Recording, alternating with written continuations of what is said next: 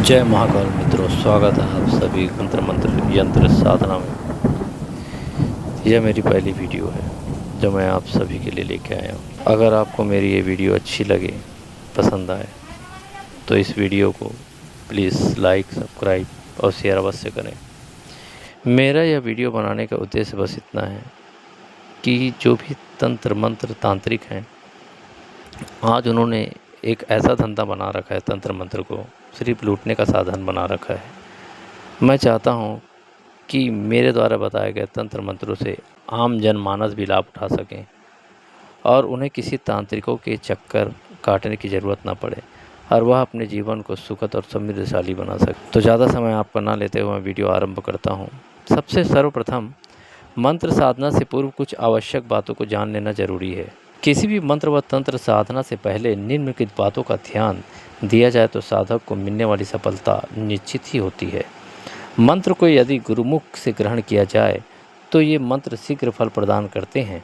मंत्र की जप संख्या जितनी अधिक वर्णित है उतनी ही आपको जपनी है। अतः श्रद्धा से 11, 21, 41, 51, 108 जितनी भी मंत्र संख्या आपको बताई जाए वीडियो में उतनी ही संख्या का जाप करना चाहिए। परंतु याद रखें, एकांत तथा एकाग्रता का होना अति आवश्यक है। किसी भी मंत्र या यंत्र की साधना भी श्रद्धा से ही करनी चाहिए। मंत्र गुप्त रखकर निश्चल मंत्र होकर शुद्ध तन से करें। साधना के लिए आवश्यक नहीं है कि किसी निर्जन स्थान या बिल्कुल एकांत में ही हो। घर में ही खुला हवादार, बच्चों से अलग कमरा साधना के लिए सही स्थान हो सकता है। जहाँ पर साधना के लिए जो आसन हम बता रहे हैं वीडियो में, उसी आसन का प्रयोग करें। अगर कोई ऐसा आसन सुलभ ना हो तो आप कुशा का आसन साधना में पूर्ण होने तक उसकी दिशा, आसन, माला, धूप, ज्योति व साधना की विधि व संख्या, मंत्र जाप संख्या में कोई परिवर्तन ना किया जाए। पहले दिन से जितनी मालाएं यानी कि 108 हो या अन्य जितनी भी माला आपको मंत्र साधना में बताई गई हो उतने ही जपना आरंभ करें। अतः वही क्रम संख्या रखी जाए। कम या ज़्यादा करने में सफलता में व्यवधान या विलंब हो सकता है। मंत्र साधना में आरंभ में अंत तक प्रतिदिन दीपक, ज्योति व धूप आदि जलाकर रखनी चाहिए। साधना काल में पूर्णतः ब्रह्मचार्य का पालन करें। शराब, मांस, मीट इत्यादि चीज़ों से दूर रहें। स्वस्थ वस्त्र, साफ कपड़े, स्नान इत्यादि करके भूमि शयन या पट्टों पर शयन करें। सात्विक भोजन व शुद्ध वस्त्रों का प्रयोग ही करना चाहिए। मंत्र साधना में सफलता के लिए सर्वप्रथम तिलक धारण करना अति आवश्यक होता है। तिलक धारण करने से साधना में सफलता अति शीघ्र ही प्राप्त होती है। साधना का प्रारंभ किसी शुभ नक्षत्र, शुभ दिन, शुभ तिथि या ग्रहण काल तथा नवरात्रि में करना अति ही उत्तम होता है। मंत्र जाप के पश्चात भोग लगावें तथा उसी मंत्र के जितनी संख्या मंत्र जप का बताया गया हो उसका दशांश हमें हवन करना चाहिए। जहाँ पर जिस प्रकार का हवन इत्यादि सामग्री बताया गया है उसी प्रकार की हवन सामग्री आप अपने पूजन में प्रस्तुत करें, यानी कि आप अपने पूजा में रखें और उसी से ही आपको हवन करना है। जितने मंत्र संख्या आपको बताई गई है उसका दशांश हवन भी आपको करना चाहिए, तभी मंत्र में शीघ्र सफलता प्राप्त होती है। जहाँ पर जिस रंग के फूल, स्वयं साधक के कपड़े व आसन आदि बताए गए हैं वैसा ही करें। यदि बताया गया आसन संभव ना हो तो कुशा का आसन सर्वश्रेष्ठ माना गया है। जिस मंत्र साधना में अलग अलग मणके या अलग अलग मालाओं का वर्णन किया गया है, अगर वह सुलभ ना हो तो अति उत्तम रुद्राक्ष की माला से ही साधना प्रारंभ करें। ध्यान रखें, रुद्राक्ष की माला, साधना की माला आपकी प्राण प्रतिष्ठित होनी चाहिए। यह साधारण तरीके से माला जपन करने से कोई भी फल प्राप्त नहीं होता। साधना के समय बताए गए देवी देवता या इष्ट देवी देवता की प्रतिमा या फोटो अपने सामने अवश्य रखें जिसकी आप साधना करना चाहते हैं, अन्यथा आपका ध्यान भटकेगा और उस देवी देवता पे आपका ध्यान एकत्रित नहीं होने के कारण आपका मंत्र साधना खंडित हो सकता है। संभव हो तो अपने गुरु का चित्र सामने रखकर ही साधना करें। तो मित्रों, ज़्यादा समय ना लेते हुए अब मैं आज आपको एक अत्यंत ही प्रभावशाली वशीकरण बताने जा रहा हूँ। परंतु एक बात का ध्यान रखें, पूरी वीडियो अवश्य देखें। अगर आधी अधूरी जानकारी लेकर आप जाएंगे तो आपको कुछ भी हासिल नहीं होगा। वीडियो के अंत में मंत्र एवं विधि बताई गई है, इसलिए वीडियो पूरी देखें, तभी आपको इस मंत्र का लाभ प्राप्त होगा।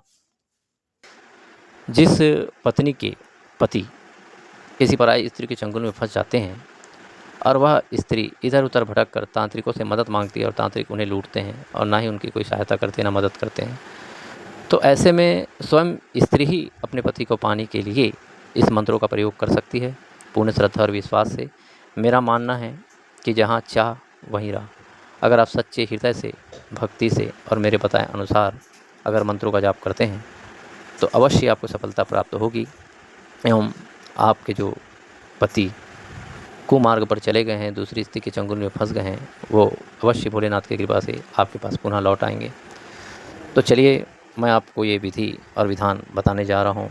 जैसा बताया जाए वैसा ही प्रयोग करें, तभी जाके आपको सफल। तो चलिए वीडियो शुरू करते हैं। इस मंत्र को सिद्ध करने हेतु साधक हो या साधिका, पुरुष की पत्नी यदि बिगड़ गई हो तो पुरुष अपनी पत्नी को वापस लाने के लिए कर सकता है।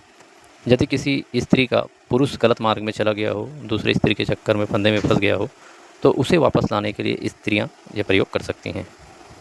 सर्वप्रथम एक सियार सिंगी 2 हकीक पत्थर लें। तेल का दीपक जलाकर पश्चिमाभिमुख आसन पर बैठकर हकीक की माला से रात्रि के समय 5000 मंत्र का जाप करें।